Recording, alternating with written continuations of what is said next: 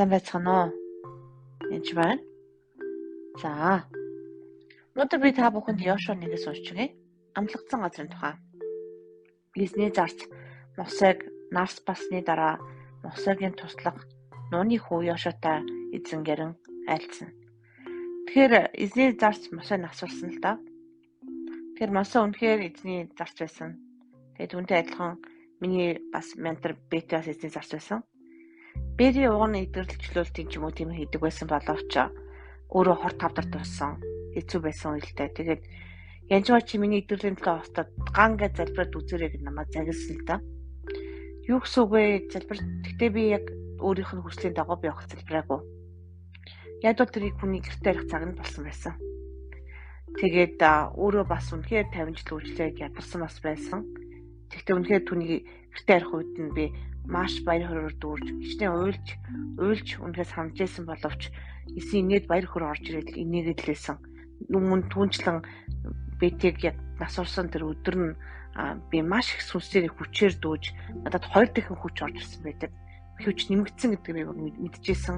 Тэгээ ширээн дээр хоол идэвхтэй суужсэн чинь дээр ирсэн бэти ирсэн инээгээд зогсож байсан. Тэгээд ямар ажил томлогдсон хүртэл надад хэлж өгч үлээ. Тэгэхээр Мосегийг үнэхээр туслах байсан Йошуа бол үнэхээр Мосе зөвхөн туслахаас байгаа зогсохгүй түүний одоо сүнслэг хүү байсан гэсэн үг. Түүнтэй адилхан энэ сүнслэг одоо эцэг хүү ч юм уу аав хүү ч юм уу эсвэл ээж сүнслэг ээж эгч гэдэг дүү ч гэсэн ойлголтод бол маш нарийн нандин ойлголт байдаг бөгөөд тослогоо зөвхөн ингэж дамждаг байгаа. Тэгэхээр тослогоо тос авахын тулд худалдаж авдагтай адилхан тэр хүндээ туслахаар олон жил үйлчлэх ч юм уу, хамтарч ажиллах ч юм уу, хамтарч үйлчлэх гээд тэр үед л энэ бүх зүйл болдог гэдэг ерөөсөө мартаж болохгүй шүү. Тэгэхээр энэ эзэн Йошуад зүгээр нэг амлчж байгаа юм биш. Яг бол Йошуа үнэхээр энэ төлөө сонгогдохоос гадна өөрөө зүтгэсэн байж байгаа. Тэгэхээр Йошуатай эзэн ярьж альтж байгаа. Миний зарц Мосе нас барваа. Тэгэхээр одоо босож энэ бүх хүмүүсийн хамт энэ Йордныг гатлан Израилийн хөвгүүд болгох тэдэнд миний өгч буй тэр газар руу яв. Хөлийн чинь уул гიშгэх газар бүрийг би Мосед амлсны дагуу чамд өгсөн билээ. Та нарын газар нутаг бол цөл ба энэ Ливаны их мөрөн Ефрат хүртэл хийчүүдийн бүх нутаг болон наран жаргах зүгийн их тэнгис хүртэл байх болно. Хинч чамайг амьдралын чинь туршид эсэргүүцэн зогсож чадахгүй. Тэр үнэхээр бурхан том амлалт өгч байгаа. Энэ бүх зүйл газар нутаг чинийх шүү гэд. Тэгэхээр тань ч гэсэн бас том дуудлага, том ололт өгч магадгүй. Тэгээд хин чамайг амьдралын чинь турш эсэргүүцэн зогсож чадахгүй гэж хэлж байгаа. Зогсож чадахгүй гэсэн болохоос эсэргүүцэж зогсохгүй гэж хэлээгүй.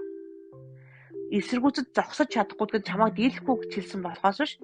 Чиний эсрэг ч юм уу одоо бүх юм амархан болно гэж хэлсэн утгатай өрөөсөө биш. Би Мосетой хамт байсан шиг мөн чамтай авах болно. Тэр Мосе ямар их хэрүүн тулаанд явлаа. Хэдэн удаа унж өхөө шахсан, адуулахаар шахсан, дээрэс нь бүх асуудлаар явж исэн. Одоо юу гэдгийг Египтийн хандар хэдэн ч удаа очисон, тэнгис гаталсан, цүлд 40 жил үнэхээр шаналсан, хүмүүс нь гоншгонж байсан, олон хүний асуудлыг шийдэж байсан ба. Тэгтээ би Мосетой хамт байсан шиг гэж байна. Тэгтээ Мосетой бурхан үнэхээр хамт байсан. Түүний оршихуй хамт байжсэн. Өөр хүмүүс харж чадахгүй байгаад Мосетой байсан. Хамт байх бол чарын чамтай хамт байгаа болно гэж Йошуад амлаж байгаа. Тэр шавдна. Би чамайг хаяхгүй, мөн чамайг орхихгүй. Тууштай бөгөө зөрөгтэй бай. Учир нь өвөг дээдсэд нь өгөхөр миний амласан газар дэх чи энэ ард түмэнд өвлүүлэн эзэмшүүлнэ гэж байгаа. Чи өвлүүлж эзэмшүүлнэ гэж байгаа. Гагцгүй тууштай бөгөөд чин зөрөгтэй бай. Тэгэхээр тууштай бөгөөд чин зөрөгтэй бай гэдэг бол маш хэцүү тушаал байгаа. Тууштай бөгөөд чин зөрөгтэй. Тэгэхээр тууштай бөгөөд чин зөрөгтэй байх ерөөсөө амархан биш. Гуйж тавихгүй байна гэсэн үг. Тэгээ миний зарц Мосегийн чамд тушаасан бүх хуулийг цахин биелүүлэхэд анхаарлаа тавиа. Хаа явсан газраа амжилт олохын тулд түнээс баруун тийш зүүн тийш бүх хазаа гэж. Тэр бурхан би нэгнээр дамжуулж хэлсэн юмудаа бас яадаг үү? Биелүүлдэг байгаа. Бурхан эмх цэцэн бурхан нэгнийг үүсгэхэд байдаг юм ерөөсөө байхгүй. Хуулийн номыг амнаасаа салгалгүй харин түүн дотор бичигдсэн бүхнийг сахин биелүүлэхээр өдөр шөнөгөө түүнийг бясалгаж яваа гэж. Тэр хуулийн нам, Библийн намайг унших нь байна. Дээрээс нь бас түүнийг биелүүлэх нь байна. Тэгээ бас хүчтэй бөгөө зоригтой байх нь. Би чам тушаага гүжүү тууштай бөгөө зоригтой бай. Дахиад л хэлж байгаа. Хаана явсан газар чинь миний бурхан эзэн чамтай байх учраас, чиний бурхан эзэн чамтай хамт байх учраас бүү чичирч айх дуун гэж. Бүү тууштай зоригтой. Тэр үнэхээр хэцүү даалгавар өгсөн учраас бүү гэж хэлж байгаа байхгүй. Үнэхээр амархан юм өгсөн бол битээ гэж хэлэх шаардлага байхгүй байхгүй. Чичрэхээр тийм өгсөн учраас бүү чичрэх дүүн гэж хэлж байгаа байхгүй. Ингээд ер нь уушх юм бол Бурхны эзэн өгч буй газар эзлэхээр Йордыг гатлан явах гэж байна гэж хэлж байгаа. Тэгэхээр энэ газараа май гэж өгсөн эзэн амласан боловч тэрийг тулгалдаж авчих. Эзлэх гэж эзэлж авчих. Тэр эзэлж авах бол амархан юусоо биш. Бас л яах вэ? Тулгалдаж авдаг. Танд бурхан амлалт өгсөн байж болно. Таны нэг газар нүүхийг, нэг газар одоо магадгүй хүнтэй суухыг, магадгүй сургуульд гадагшаа явахыг, эсвэл одоо гэртээ харихыг, эсвэл байр сав авахыг, магадгүй та өвчнөд тулалж магадгүй. Ажлын байртайгаа тулалж ич магадгүй. Юутэй тулалж байгаа, юуг эзлэх авахыг чинь би хэлж мэдэхгүй. Гэхдээ юу ч байсан тууштай бөгөө зоригтой байх ёстой. Тэгээ айж бүүч чичрхтөр гэж байгаа.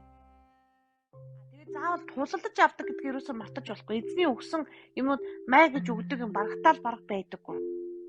Дандаа зогсож, тууштай бацгасаж авдаг байгаа. Энэ үед та стретч буй нэлээд сунана, нэлээд агшин, нэлээд хэцүү байна. Айж ичрхэр үед байдаг. Тэгээ эзэн үргэлж чамайг яадаг үлээ. Дандаа ингэж тайвшруулж яадаг байгаа. Тэгсэн хэдий чи өөрийнхөө юмыг яах вэ? Заавал хийх ёстой. Хэрвээ англиар сурахтаа бол заавал англиар сурах ёстой. Хэрвээ борлуулалт гэж худалдаа намайгаа өсгөх ёстой бол заавал өсгөх ёстой. Өгөхтэй бол өгөх ёстой. Гүөхтэй үед гүөх ёстой. Хүнд очиж туслах ёстой үед туслах ёстой. Амлагдсан газар орохын тулд та хөдөлмөрлөх ёстой. Тулалдах ёстой. Тэгээд тууштай бөгөөд зоригтой байх тун. Таны эзэн бурхан үнэхээр тантай хамт байх болно. Үргэлж шүү.